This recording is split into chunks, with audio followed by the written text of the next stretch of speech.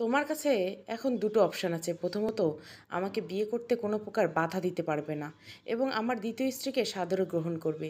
দ্বিতীয়ত, প্রথম শর্তে রাজি না হলে ডিভোর্স পেপারে সাইন করবে। কথাটা বলে রাজ অজন্তার সামনে গিয়ে দাঁড়ালো। অজন্তা নির্লিপ্ত ভঙ্গিতে বসে আছে সোফায়, পাশেই ডিভোর্স পেপার পড়ে আছে। আর অজন্তাকে ঘিরে বসে আছে অজন্তার শ্বশুর শাশুড়ি, ননদ আর নন্দাই। সবাই অধীর আগ্রহ অপেক্ষা করছে অজন্তার উত্তরের আশায়। কিন্তু সবাইকে অবাক করে দিয়ে অজন্তা ডিভোর্স পেপারে সাইন করে উঠে দাঁড়ালো। রাজ অজন্তার এমন কাজে দুপা পিছিয়ে গেল। অজন্তা সবার দিকে তাকিয়ে মুচকি হাসলো। রাজ, তোমার কি মনে হয় অজন্তা এতটাই ফেলনা? শুধুমাত্র একটা বাচ্চা জন্ম দিতে পারবে না বলে আমাকে সতীনের ঘর করতে হবে? এই সংসার নিজের মতো করে সাজানোর পর চোখের সামনে অন্য আরেকজন এসে রাজত্ব করবে, আর এটা আমাকে নিয়তি ভেবে মেনে নিতে হবে? সব কিছু এত সহজ? আমি সব কিছু হয়তো মেনে নিতাম যদি আমাদের পারিবারিকভাবে বিয়ে হতো, কিন্তু আমাদের তো ভালোবেসে বিয়ে। আমরা দুজন একে অপরকে ভালোবেসে হাত আঁকড়ে ধরেছিলাম সারা জীবন একসাথে বাঁচার জন্য। তোমার পরিবারও আমাকে পছন্দ করেই এই বাড়ির বড় বউয়ের স্বীকৃতি দিয়েছিল। তবে আজ কেন তুমি দ্বিতীয় বিয়ে করতে চাও? মনে পড়ে তোমার? আমি তুমি আমাকে কথা দিয়েছিলে পৃথিবী উল্টে গেলেও তুমি আমার হাত ছাড়বে না। অথচ আজ সেই তুমি 3 বছর আগেই এই কথা ভুলেই গেলে। তোমার জন্য আমি নিজের লেখাপড়া ছেড়েছিলাম। তোমার জন্য নিজের প্যাশন ফটোগ্রাফি করা ছেড়ে দিয়েছিলাম। যার জন্য এত স্যাক্রিফাইস করলাম সেই মানুষটা আজ আমার থেকে ডিভোর্স চায়, কারণ আমি তাকে বাবা ডাক শোনাতে পারবো না। এই একটা কারণে মাত্র 3 বছরের মাথায় সব ভালোবাসা শেষ। আচ্ছা ঠিক আছে, আমি সব মেনে নিলাম, তোমাকে ডিভোর্স দিলাম। তুমি যদি দ্বিতীয় বিয়ে করে সুখী হও, তাহলে এখানে আমি আর সবার মতো বাধা হয়ে দাঁড়াবো না। আজ এই বাড়ি ছেড়ে চিরদিনের জন্য চলে যাচ্ছি, আর কথা দিচ্ছি কখনো তোমার সামনে নিজের ইচ্ছায় আসবো না। ভালো থেকো তোমরা সবাই। আর কখনো যদি কোনো ভুল করেই, তাহলে মাফ করে দিও। কথাটা বলে অজন্তা চোখের কোণে জমে থাকা পানি মুছে এক হাতে ফোন, অন্য হাতে লাগেজ নিয়ে বেরিয়ে গেল স্বপ্নের নীড় থেকে। লাগেজ আগের থেকে প্যাকিং করে রেখেছিল অজন্তা, কারণ ও জানতো আজই এই বাড়িতে ওর শেষ দিন। গতকাল রাতে অজন্তা আলমারির ড্রয়ারে ডিভোর্স পেপারটা দেখেছিল। প্রথমে একটা ধাক্কা খেলেও সারা রাত ভেবে অজন্তা সিদ্ধান্ত নেয় এই সম্পর্ক থেকে বেরিয়ে আসবে। অজন্তা বেরিয়ে যাওয়ার পরপর রাজ ধপ করে সোফায় বসে পড়ে। রাজ নিজেকে সামলাতে না পেরে টি টেবিল থেকে একটা শোপিস দিয়ে ছুঁড়ে মারল দেওয়ালে। বিকট আওয়াজে সবাই কেঁপে উঠল। তখনই রাজের ছোট ভাই রায়ান এসে দাঁড়ালো ওর সামনে। এখন এসব করে কি হবে ভাইয়া? তুই নিজের হাতে সবটা শেষ করছিস, তাই এখন এমন পাগলামি করে লাভ নেই। একটা বাচ্চার জন্য তুই ভাবিকে ছেড়েছিস। কথাটা কতটা কষ্টে সেটা তুই নিজেই একবার ভাব। অজান্তভাবে আমাদের এই পরিবারে আসার ফলে আমরা কতটা আনন্দে ছিলাম সেটা আমরা সবাই জানি। আর সেই আনন্দে তুই আমাদের জীবন থেকে কেড়ে নিলে। ছি ভাইয়া, ছি। রায়ান রাগে হনহন করে নিজের ঘরে গিয়ে জোরে দরজা লাগিয়ে দেয়। এতক্ষণে মিসেস সাহানা মুখ খুললেন। রাজ, আমরা চাই এই পরিবারে একটা সন্তান আসুক। সত্যি বলতে আমি নিজেও অজন্তাকে এর জন্য অনেক কথা শুনিয়েছি, কিন্তু আমি ভাবিনি ও আমাদের সবাইকে ছেড়ে চলে যাবে। আমরা সবাই ভেবেছিলাম অজন্তা তোকে ডিভোর্স না দিয়ে দ্বিতীয় বিয়ে করতে অনুমতি দিবে, কারণ ও তোকে ভীষণ ভালোবাসে। ভালোবাসলে কি সব মেনে নেওয়া যায় মা? আজ আমি যদি আপনার মেয়েকে ছেড়ে চলে যেতাম সে মা হতে পারবে না বলে, তখন কি আপনি একই কথা বলতেন? শেষে জামাইয়ের মুখে এমন কথা শুনে চুপ হয়ে গেলেন মিসেস সাহানা। সবার মুখে বিষণ্ণতা ছাপ। রাজের বাবা মিস্টার আশরাফ সাহেব কোনো কথা না বলে নিশ্চুপ হয়ে উঠে গেলেন। একে একে সবাই উঠে গেল বসার ঘর থেকে। রাজ একা একা মাথায় হাত দিয়ে নীরবে বসে আছে। রাজের প্ল্যান যে এভাবে উল্টে দিবে অজন্তা, এটা রাজ কখনো ভাবেনি। বৌমা, প্রতিদিন তোমার এমন বাইরে যাওয়া মোটেও শোভা পায় না। আমরা সম্ভ্রান্ত পরিবারের মানুষ, সেখানে তুমি এমন বেপরোয়াভাবে জীবনযাপন করো না তো। মনে রেখো তুমি আহমদ পরিবারের ছোট বউ। শাশুড়ি মায়ের কথায় নন্দিনী বিরক্ত প্রকাশ করলো। মা প্লিজ থামুন এইবার। আমি ছোট থেকে এমনভাবে বড় হয়েছি, তাই আমাকে এসব বলে লাভ নেই। মানে কি, তুমি প্রতিদিন সকালে বেরাও আর বাড়ি এসো রাত 12টা 1টার দিকে। পাড়া প্রতিবেশীরা পর্যন্ত এসব নিয়ে কানাঘুষো করে। বড় বৌমাকে নিয়ে কখনো কেউ এত বাজে কথা বলার সুযোগ পায়নি। তবে তোমার জন্য কেন আমাদের পরিবারে সবার ফেস লস হবে? তোমাকে তো আমাদের মান সম্মান নষ্ট করার জন্য আমি আমার ছেলের বউ কোনো আনিনি। আপনি একজন মডার্ন মেয়ে চাইছিলেন না নিজের ছেলের জন্য? তাহলে এখন রাগ করছেন কেন? আমি এমন আগেও ছিলাম, এখনও আছি, আর ভবিষ্যতে এমনই থাকবো। কথাটা বলে নন্দিনী প্রতিদিনের মতো বেরিয়ে গেল তার বন্ধুদের সাথে আড্ডা দিতে। মিসেস আহমদ নন্দিনীর এমন ব্যবহারে কষ্ট পেয়ে বসে পড়লেন পাশে রাখা একটি চেয়ারে। দিন দিন এই মেয়ের জন্য সমাজে তাদের মান খারাপ হয়ে যাচ্ছে। বিয়ের আগে যদি জানতো নন্দিনী এত ওভার স্মার্ট একটা মেয়ে, তাহলে তিনি কখনোই তার ছোট ছেলে তানভীরের সাথে নন্দিনীর বিয়ে দিতেন না। কথাগুলো নিজের মনে আওড়াতে আওড়াতে বসে রইল বারান্দায়। কলিং বেলের আওয়াজ পেয়ে দরজা খুলতে সামনে থাকা ব্যক্তিকে দেখে জড়িয়ে ধরল অনু। বেশ কিছুক্ষণ পর অনু তাকে ছেড়ে দিয়ে খুশিতে গদগদ হয়ে বলল, আপু তুই এখানে? তুই আজকে আসবি সেটা আগে বললি না আমাকে? তাহলে তোর জন্য এতগুলো রান্না করতাম আমি নিজে হাতে। কতদিন পর তোকে দেখছি, আমার যে কি খুশি লাগছে তোকে দেখে সেটা বলে বোঝাতে পারবো না। অনুর কথা শুনে অজন্তা মলিন হেসে ভেতরে ঢুকে বলল, বলে আসি না তো কী হয়েছে, এখন থেকে এমনিতেও আমি এখানেই থাকবো। প্রতিদিন তোর ইচ্ছে মতো রান্না করে খাওয়াবি আমায়, তাহলে হবে। কি হয়েছে আপু, তোকে মোটেও স্বাভাবিক লাগছে না? জিজুর সাথে কি কিছু হয়েছে? আর জিজু কোথায়? তুই তো জিজুকে ছাড়া কখনো আসিস না। সে আর কখনো আসবে না অনু। বড় বোনে এমন রাগ মিশ্রিত কথায় অনু কিছুটা ভড়কে গেল। এ আপু বল না কী হয়েছে? বাইরে আমার ল্যাগেজ আছে, ওটা গিয়ে নিয়ে আমি ঘরে যাচ্ছি, আর দয়া করে আর কোনো প্রশ্ন করিস না।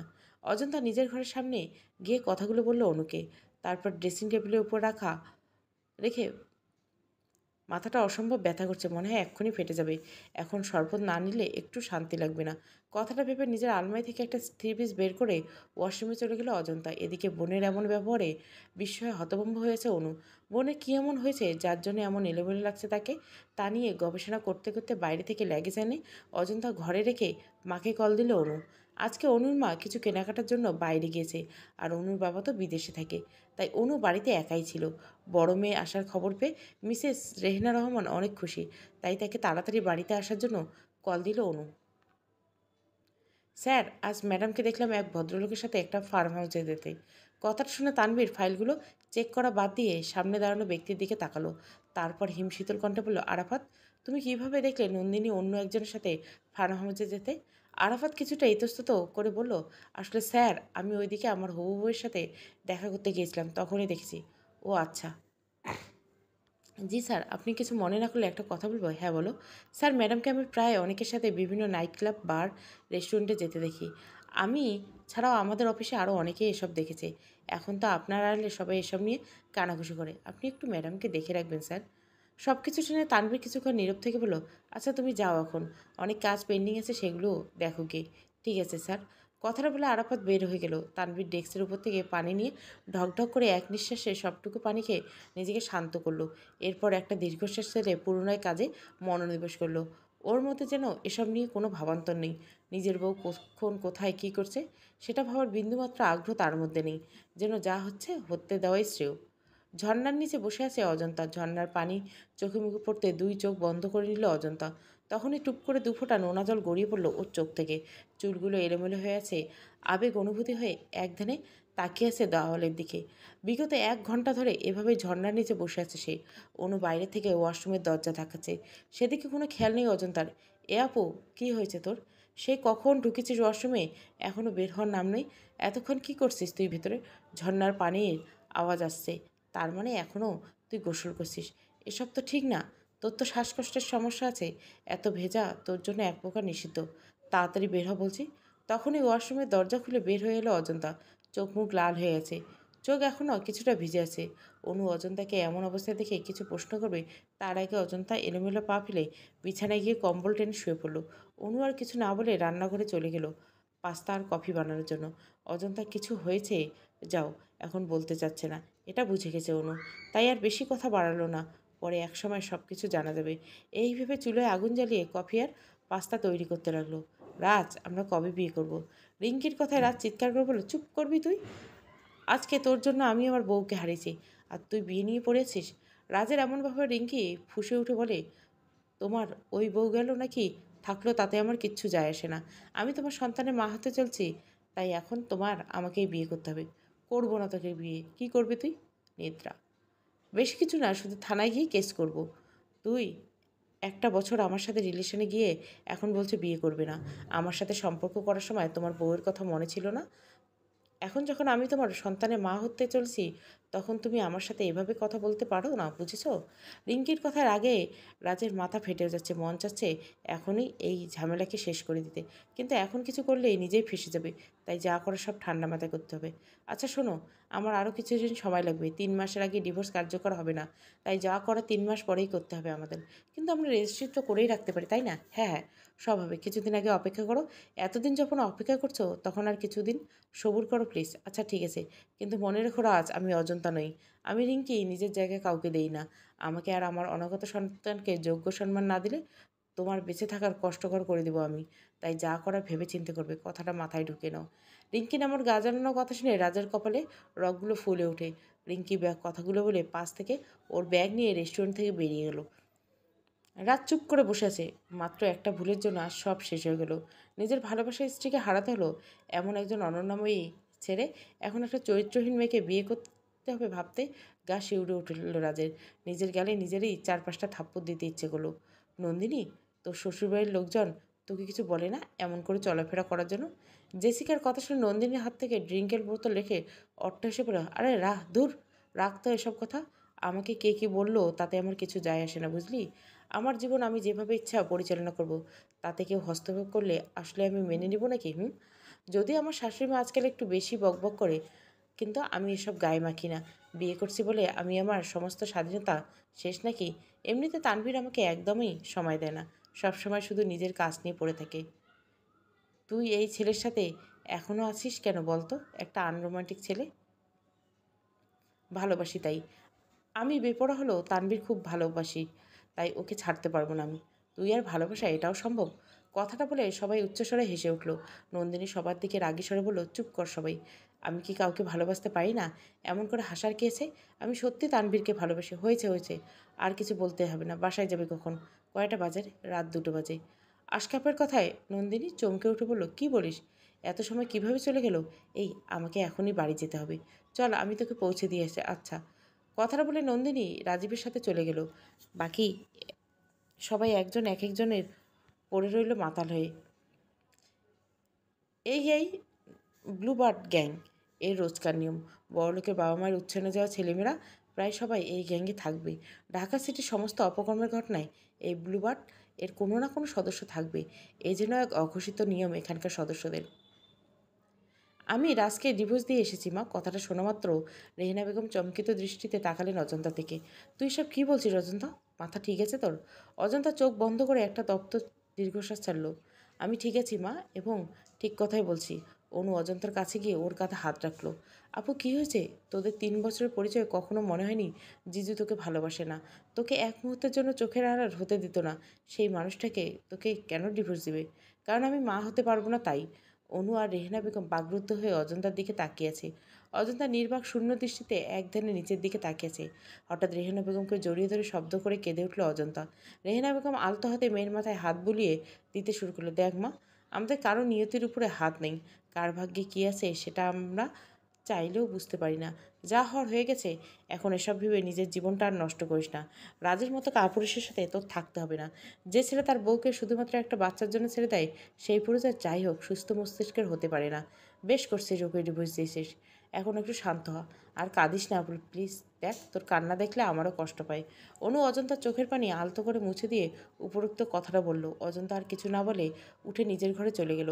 যাওয়ার আগে মা আর বোনকে উদ্দেশ্য করে বলে গেল, আমি একটু একা থাকতে চাই, তোমরা কিছু সময় দাও আমাকে। অনু আর রেহেনা বেগম একে অপরকে তাকিয়ে অজন্তার কথায় হ্যাবোতক মাথা নাড়লেন। এই সময়টা একটু একা থাকুক মেয়েটা। এমন পরিস্থিতিতে কারোই কথা বলার ইচ্ছে শক্তি থাকে না। সবটা বুঝে চুপ করে রইলেন রেহেনা বেগম। অনু, প্লিজ আমার কথাটা বোঝার চেষ্টা করো। Just shut up Rayan. আর কি বোঝাতে চাও তুমি আমাকে? দেখো অনু, ভাইয়া আর ভাবির মধ্যে এসব ঝামেলা কবে চলছিল সেটা আমি জানি না। আমি তো লেখাপড়া নিয়ে ব্যস্ত ছিলাম, বাড়িতে তেমন সময় দিতাম না। কারণ সবার আগে আমার কেরিয়ার। আমি এখন প্রতিষ্ঠিত না হতে পারলে যে তোমাকে হারিয়ে ফেলবো, তাই আমি পুরোদমে লেখাপড়া করছি। তার মধ্যে কি করে যে ভাইয়া আর ভাবির ডিভোর্সটা হয়ে গেল সেটা আমি ঘুণক করে টের পাইনি।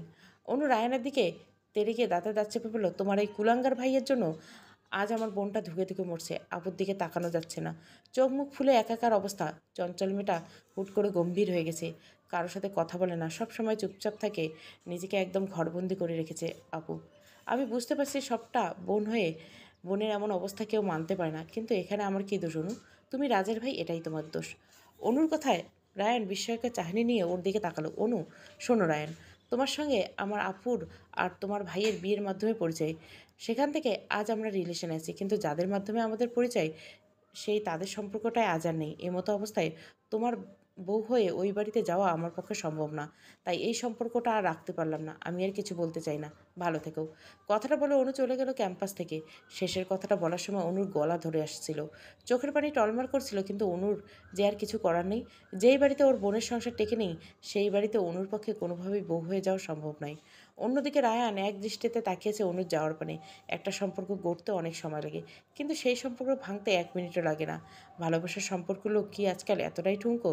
পরিবারের জন্য কত শত সম্পর্ক ভেঙে যায়।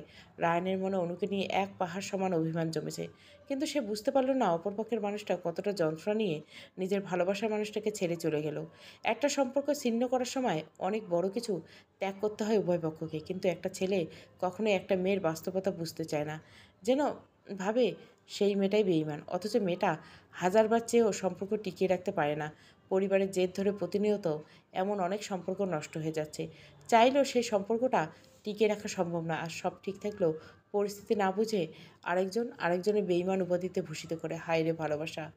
রাত প্রায় 3টার দিকে নন্দিনী সদর দরজা দিয়ে ভেতরে প্রবেশ করতে বারান্দায় আলো জ্বলে উঠল। নন্দিনী চমকে উঠে সামনে তাকিয়ে চুপ হয়ে রইল, কারণ সামনে তানভীর দাঁড়িয়েছে। তানভীর বরাবরের মতোই নন্দিনীকে শীতল কণ্ঠে জিজ্ঞাসা করলো, কোথায় ছিলে এতক্ষণ? নন্দিনী আমতা আমতা করে বলল, ওই একটু বন্ধুদের সাথে ছিলাম। এত রাত অবধি কোন ভদ্র পরিবারের মেয়ে বা বউ বাইরে থেকে? আজ একটু বেশি দেরি হয়ে গেছে, আর এমন হবে না। প্রতিবার তোমার এমন আর হবে না শুনতে শুনতে ক্লান্ত আমি। তানভীরের চিৎকারে নন্দিনী কেঁপে উঠল। ভয়ার্ত চোখে তানভীরের দিকে তাকিয়ে বলল, তুমি এভাবে চিৎকার কেন করছো? নন্দিনী এমন কথা শুনে তানভীর আগের বারের চেয়ে দ্বিগুণ চিৎকার করে বলল, তোমাকে বিয়ে করার পর থেকে আমি সবসময় সবার কাছে ছোট হয়ে গেছি। আমার জুনিয়র পর্যন্ত তোমার এমন বেপরোয়া চলাফেরার জন্য আমাকে খোঁচায়, মজা নেয় আমাকে দেখে। আমার আড়ালে সবাই আমাকে নিয়ে হাসাহাসি করে। তোমার জন্য আর কত হাসির পাত্র হতে হবে আমাকে? অনেক হয়েছে। আর আমি তোমার এসব বেহায়াপনা সহ্য করব না। খুব শীঘ্রই এর একটা ব্যবস্থা করব আমি। কথাটা বলে হনহন করে দ্রুত পায়ে তানভীর ভেতরে চলে যায়। নন্দিনী অবাক হয়ে তাকিয়েছে তানভীরের যাওয়ার পানে। বিয়ের 1 বছর হতে চলল, এর মধ্যে কখনোই তানভীর এমন রাগান্বিত হতে দেখেনি নন্দিনী। সবসময় শান্ত হয়ে থাকা ছেলেটা এমন আমূল পরিবর্তন মেনে নিতে পারছে না নন্দিনী। কী এমন করবে তানভীর? এসব ভেবে ভয়ে ভয়ে নন্দিনী ওয়াশরুমে গেল ফ্রেশ হওয়ার জন্য। প্রচুর ঘুম পাচ্ছে তার, আর সারাদিন গান নাচ পার্টি করে খুব ক্লান্ত লাগছে। তাই তানভীরের বলা কথাগুলো তেমন একটা না ভেবে ঘুমিয়ে পড়ল নন্দিনী। রাত গভীর, সবাই পৃথিবীর বুকে নিদ্রা আচ্ছন্ন, কিন্তু রাজের চোখে ঘুম নেই। একের পর এক সিগারেট খাচ্ছে সে, চারিদিকে সিগারেটের প্যাকেট আর ছাইগুলো ছড়িয়ে। মাথার চুলগুলো অগোছালো, শার্টের বোতামগুলো এলোমেলো করে লাগানো, গলার টাইটা ঝুলছে। এসবের কোনো ভাবান্তর নেই তার। সে তার মতো করে ফ্লোরে পা ছড়িয়ে ছিটিয়ে থেকে সিগারেট ফুঁকাচ্ছে। 2 দিন না ঘুমানোর ফলে চোখগুলো লাল লাল হয়ে আছে। এমন অবস্থায় কেউ রাজকে দেখলে সে নিঘাত ভয় পাবে, নয়তো রাজকে পাগল ভাববে। নিজের জীবনের সমীকরণ মেলাতে ব্যর্থ হয় মাথার চুলগুলো মুষ্টিবদ্ধ করে ফেলল সে। অজন্তা, রাজ, রিঙ্কি, তানভীর, নন্দিনী, রায়ান, অনু, এই 7 জনের জীবনে ঠিক কী হতে চলছে আগামীতে তা কেউ জানে না। সবাই মানসিক অশান্তিতে ভুগছে। সবাই ভালোবাসার কাছে হেরে গেছে। কেউ চেয়েও পারছে না ভালোবাসার মানুষটার কাছে গিয়ে তাকে ভালোবাসে বলতে। আবার কেউ ভালোবাসার নাম করে মিথ্যে খেলা খেলছে। ভালোবাসা নামক এই ভয়ঙ্কর খেলায় সমাপ্তি কেমন হবে? আদৌ সেই সমাপ্তি সুখের হবে তো, নাকি দুঃখের অতল গহরে হারিয়ে যাবে সবাই? রাজ! একটা মেয়েলি কণ্ঠে চিৎকার শুনে সিটকে সরে গেল রাজ আগন্তুক মেয়েটার থেকে। দরজার কাছে রিঙ্কি দাঁড়িয়ে আছে অগ্নিমূর্তির ন্যায়। রাজ এখানে রিঙ্কিকে দেখে ভীত সন্ত্রস্ত হয়ে বলল, রিঙ্কি তুমি এখানে? রিঙ্কি একটা তাচ্ছিল্যের হাসি হাসলো রাজের কথা শুনে। কেন? আমাকে এখানে দেখে বুঝি খুব অবাক হলে? অবাক হতে কিছু নেই রাজ। আমাদের তো এই নাইট ক্লাবে প্রথম পরিচয় হয়েছিল, কিন্তু তুমি তো অনেক দিন ধরে এখানে আসো না। হ্যাঁ, আসিনি। আজ বন্ধুদের সাথে দেখা করতে এসেছিলাম, কিন্তু এসে যে এমন চমকপ্রদ কিছু দেখবো সেটা ভাবিনি। রিঙ্কি তুমি ভুল ভাবছো। তখন পাশের মেয়েটা রাজকে উদ্দেশ্য করে বলল, কে এই মেরাজ? রাজের উত্তর দেওয়ার আগে রিঙ্কি বলল, আমি কে সেটা বাদ দাও, কিন্তু তুমি কে? আমি রাজের গার্লফ্রেন্ড। কথাটা বলে রিঙ্কি রাজের দিকে ঘৃণার দৃষ্টি নিক্ষেপ করে বলল, ছি রাজ, তুমি এত খারাপ। প্রথমে নিজের স্ত্রীকে ছাড়লে, তারপর আমার সাথে সম্পর্ক করে আমাকে অন্তঃসত্ত্বা বানালে, আর এখন আরেকটা মেয়ের সাথে নতুন করে রিলেশন। মানুষ এতটা নীচ কীভাবে হতে পারে সেটা তোমাকে না দেখলেই বুঝতেই পারতাম না। এতদিন তুমি আমাকে ঠকিয়েছো, এবার দেখো তোমার সাথে ঠিক কী কী হয়। কথাটা বলে রিঙ্কি কাঁদতে কাঁদতে ক্লাব থেকে বেরিয়ে গেল। রাজ রিঙ্কির যাওয়ার পরে তাকিয়েছে। রাজ, ওই মেয়েটা যা যা বললো সব সত্যি? রিয়া প্লিজ চুপ করো, আমি পরে তোমাকে সবটা বুঝিয়ে বলবো, এখন আমাকে যেতে হবে। রাজ কোনো রকমে গাড়ির চাবিটা টেবিলের উপর থেকে নিয়ে দৌড়ে বেরিয়ে গেল ক্লাব থেকে। পার্কিং লটে এসে গাড়ি বের করে সোজা চলে গেল রিঙ্কির ফ্ল্যাটে। রিঙ্কিকে আটকাতে হবে। রিঙ্কি যদি কোনোভাবে পুলিশের কাছে যায় তো রাজের সব শেষ হয়ে যাবে। এই মেয়েকে বিশ্বাস নেই, কখন কি করে রাজকে ফাঁসিয়ে দিবে তার কোনো নিশ্চয়তা নেই। ভয়ে এই শীতেও রাজের কপালে বিন্দু বিন্দু ঘাম জমছে। দ্রুত গাড়ি ড্রাইভ করে রিঙ্কির ফ্ল্যাটে সামনে আসতে হতাশ হলো রাজ। দরজায় তালা ঝুলছে, তার মানে রিঙ্কি এখনও বাসায় আসেনি। তাহলে সে কোথায় গেল? এসব ভেবে রাজের গলা শুকিয়ে আসছে। এখন কোথায় গিয়ে রিঙ্কিকে খুঁজবে সে? এটা ভাবতে ভাবতে গাড়িতে গিয়ে বসলো রাজ। মা, আমি আবার নতুন করে পড়াশোনা করতে চাই। অজন্তার মুখে এমন কথা শুনে রেহেনা বেগম আর অনু দুজনে সত্যি খুশি হলো। সত্যি বলছিস তুই আপু? হ্যাঁ অনু, আমি নতুন করে সবটা শুরু করতে চাই। গতকাল তোর বাবার সাথে কথা বললাম তোর বিষয়ে। তোর বাবাও তোর সাথে কথা বলতে চেয়েছিল, কিন্তু তখন তুই ঘুম। আজকে বাবার সাথে কথা বলে নিস অজন্তা। আচ্ছা মা, বলবো। তোর বাবাও তোকে আবার পড়াশোনা করতে বলছে। কিন্তু আপু, তুই কী নিয়ে পড়াশোনা করবি? যেহেতু আমি সায়েন্স থেকে এসএসসি দিয়েছি এবং আমার রেজাল্টও ভালো ছিল, তাই আমি মেডিকেলেও পড়তে চাই। বাহ, দারুণ সিদ্ধান্ত। সামনে মেডিকেলের অ্যাডমিশন, এখনও 2 মাস বাকি আছে। এই 2 মাস তুই কোচিংয়ে প্রিপারেশন নেই। আমি শিওর তুই চান্স পাবি, ইনশাআল্লাহ। অনুর কথা শুনে মুচকে হাসলো অজন্তা। আগে এতটা ভাবিস না বোন। আমি প্রায় 3 বছর পড়াশোনা থেকে দূরে ছিলাম। এখন আদৌ আগের মতো ভালো পড়াশোনা করতে পারবো কি না সেটা নিয়ে দুশ্চিন্তা আছি। আরে চিল, আমি জানি তুই পারবি। শুধু মনোযোগ দিয়ে পড়াশোনা কর এই কদিন, বাকি সব ভুলে পড়াশোনায় ফোকাস কর। হ্যাঁ, তাই করব। অনেক তো অন্যের জন্য সময় নষ্ট করলাম, এবার সময় এসেছে নিজেকে নিয়ে ভাবার। তাহলে তুই অনুর সাথে গিয়ে পছন্দের কোচিং অনুযায়ী প্রাইভেটে ভর্তি হয়ে। আচ্ছা মা, ঠিক আছে, আগামীকাল অনুর সাথে গিয়ে আমি ভর্তি হয়ে আসবো। কথাটা বলে অজন্তা ফুরফুরে মেজাজে নিজের ঘরে চলে গেল। 3 দিন পর আজ অজন্তা নিজের ঘর থেকে বাইরে বেরোচ্ছে। আগের তুলনায় আজকে অজন্তাকে অনেকটা স্বাভাবিক দেখে রেহেনা বেগম, অনু ভীষণ খুশি। এখন সবটা নতুন করে শুরু করার পর কোনো ঝামেলা না আসলে অজন্তার জীবন, এটাই প্রার্থনা করছে রেহেনা বেগম উপরওয়ালার কাছে। ভার্সিটির ক্যাম্পাসে মুখোমুখি দাঁড়িয়ে আছে অনু আর রায়ান। কেউ কারোর সাথে কথা বলছে না।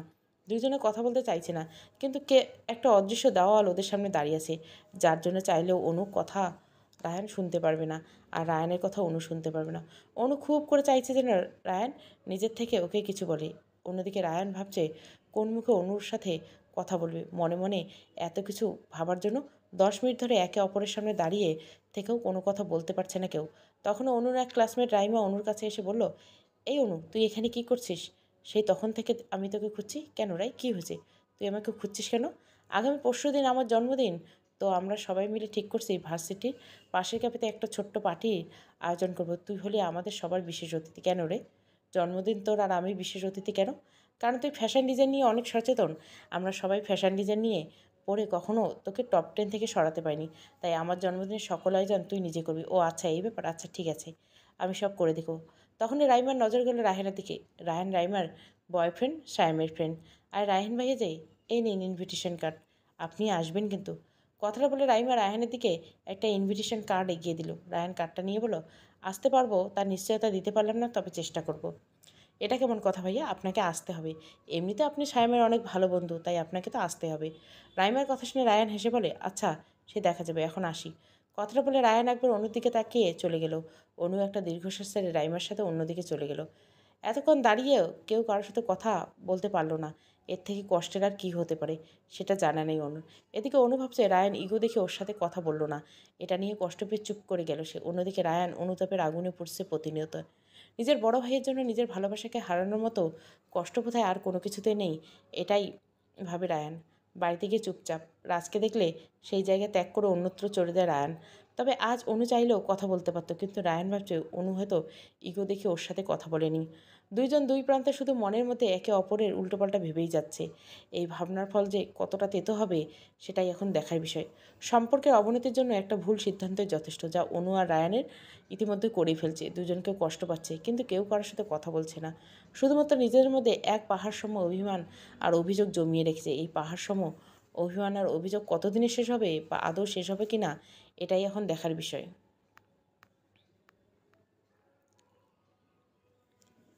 আমি অন্তঃসত্ত্বা তানভীর। ল্যাপটপে নতুন কেসের ব্যাপারে কিছু তথ্য সংগ্রহ করছিল তানভীর। তখনই নন্দিনী এমন কথায় ভুরু কুচকে তাকালো তানভীর। মজা করার আর কোনো বিষয় পেলে না? আমি সত্যিই বলছি তানভীর, আমি 2 মাসে অন্তঃসত্ত্বা। নন্দিনীর কথায় তবদা খেয়ে বসে রইল তানভীর। বেশ কিছুক্ষণ পরে মুখে মুচকে হাসির রেখা টেনে নন্দিনীর দিকে তাকালো তানভীর।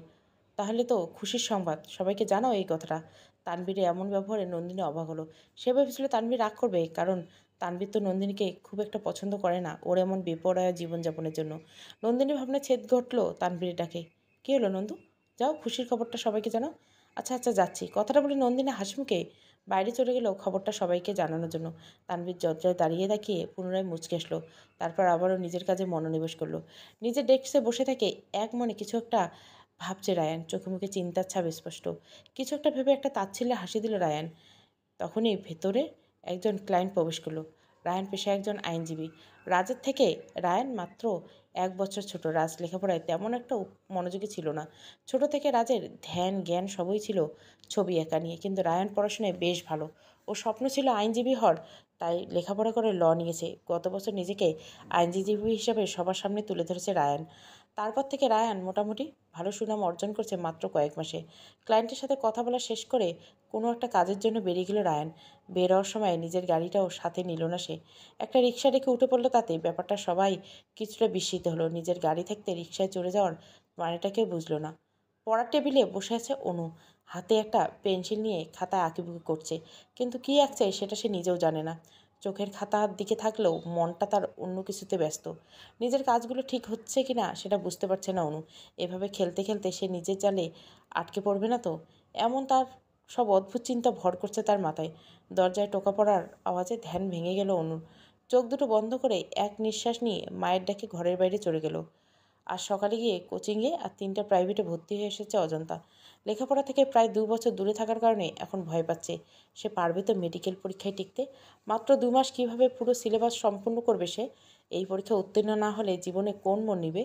এমন অনেক কথা ভাবছে সে। এইচএসসির পর রাজ আর অজন্তাকে পড়তে দেয়নি।